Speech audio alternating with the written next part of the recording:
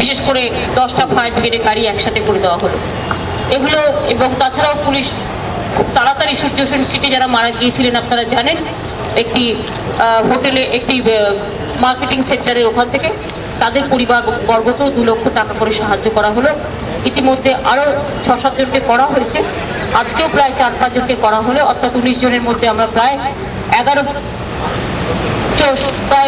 17 জনের মধ্যে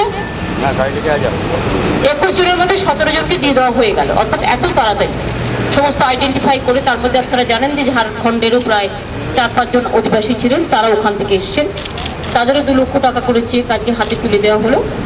আমি মনে করি যে এই কাজগুলো সবসময় আমাদের সকলকে সহযোগিতা করে করতে হয়, মানুষকে সাথে নিয়ে। আজকের এই ছোট্ট অনুষ্ঠানে, ক্ষুদ্র অনুষ্ঠানে এই প্রোগ্রাম করেছেন ফায়ার ব্রিগেড মিনিস্টার জাভেদ খান এবং আমাদের ফায়ার সেক্রেটারি, আমাদের সিভিল ডিফেন্স সেক্রেটারি, আমাদের ডিজাস্টার ম্যানেজমেন্ট, কলকাতা পুলিশ, সকলে মিলে সকলকে ধন্যবাদ জানাই। আজকে